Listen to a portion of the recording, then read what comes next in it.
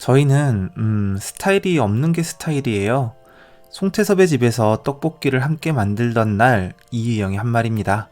송태섭은 이유영에게 떡볶이를 해주겠다며 어머니한테 전화로 양념 비법을 전수받았는데요.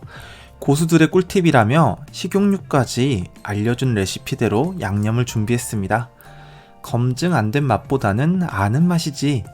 이 한마디에 송태섭과 이희영의 차이가 함축되어 있었다는 생각이 들었어요. 보글보글 끓는 냄비 앞에서 이희영이 태섭씨는 이렇게 하는구나. 떡볶이가 집집마다 다 스타일이 다르잖아요. 하며 신기해하자 송태섭이 물었죠. 그럼 의영씨네는 어떤데요? 이희영의 대답은 이랬습니다. 스타일이 없는 게 스타일이라고요. 엄마가 너무 바쁘셔가지고 그냥 여기저기서 사다 먹었어요. 그래서 김치찌개도 그렇고 별로 기준이 없어요. 이게 떡볶이 레시피에 대한 이야기로만 들리지 않았던 건 그 직후에 이어진 고백 때문이었는데요. 이희영이 송태섭에게 처음으로 부모님 이야기를 꺼냈거든요. 저희 부모님은 오래전부터 별거 중이세요. 성격 차이로 두 분이 너무 다르다고. 그래서 결혼이 남일처럼 느껴지고 연애도 어렵다고. 그러면서 덧붙인 말이 그 떡볶이 김치찌개처럼 기준이 없달까? 였습니다. 떡볶이에 기준이 없다는 말이 사랑에도 기준이 없다는 말로 바뀌는 순간이었죠. 한편 검증 안 된 맛보다는 아는 맛을 추구하는 송태섭. 부모님의 레시피를 전수받은 송태섭에게는 그 사랑의 기준이 있다는 뜻이기도 했습니다. 우리는 대부분 사랑하는 법을 어디선가 배우잖아요. 누구에게든 최초의 교본 같은 게 있는데 그게 보통 부모님이거든요. 부모가 서로를 대하는 방식, 싸우고 화해하는 방식, 밥상 위에서 나누는 대화의 온도, 그런 것들이 쌓여서 가정이라는 레시피가 만들어지고 나중에 자기가 누군가를 사랑할 때 무의식적으로 그 레시피를 꺼내 쓰게 되는 거죠.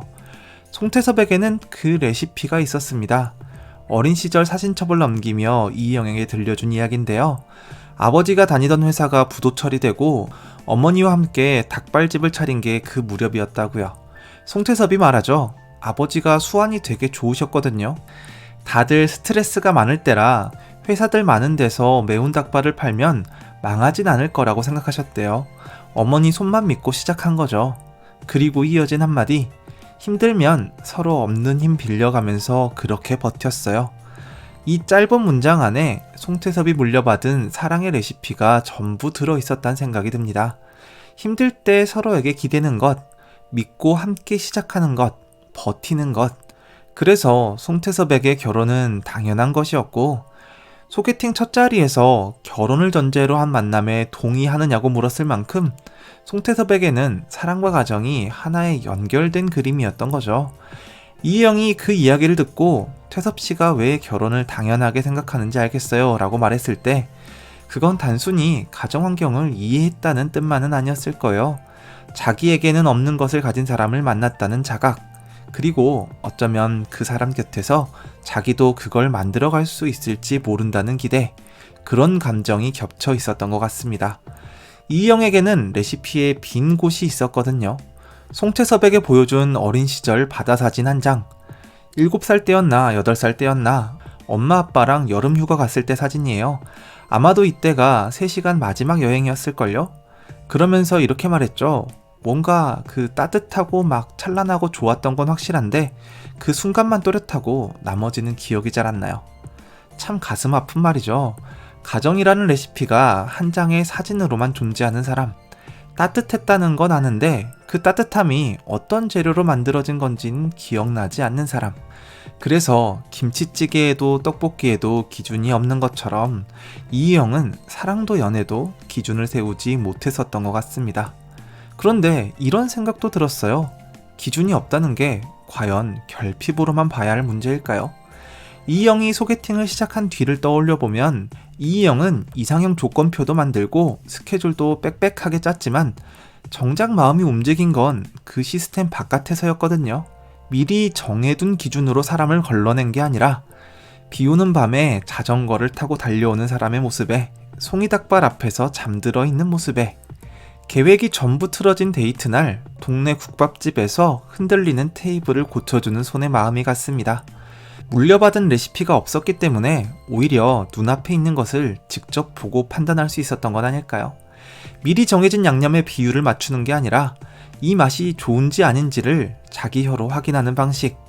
기준이 없다는 건 이미 만들어진 틀에 사람을 끼워 맞추지 않을 수 있다는 뜻이기도 하니까요.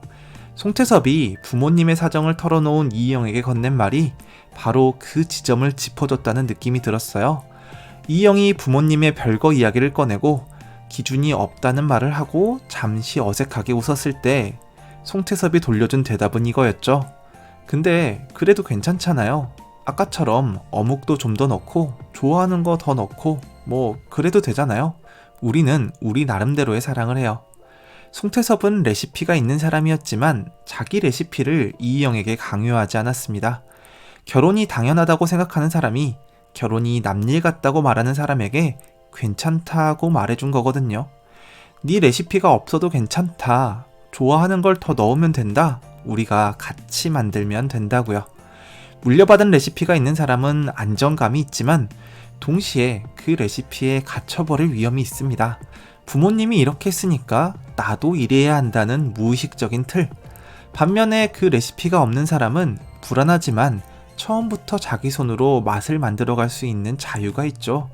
결핍이자 자유. 어쩌면 사랑이란 그 두 가지를 동시에 안고 가는 일일지도 모르겠습니다. 입주민 여러분들도 물려받은 레시피가 없어서 헤맸던 적이 있으셨나요? 사랑이든 관계든 삶의 방식이든 주변 사람들은 다 자기만의 양념 비율을 아는 것 같은데 나만 냄비 앞에서 뭘 넣어야 할지 모른 채 서 있었던 그런 순간이요. 나만 바보 같았던 그 순간이 사실은 결핍이 아니라 나만의 레시피를 내 인생의 기준점을 찾기 위한 자유의 시작이었을지도 모르겠다는 생각을 해봤어요. 또 뵙죠.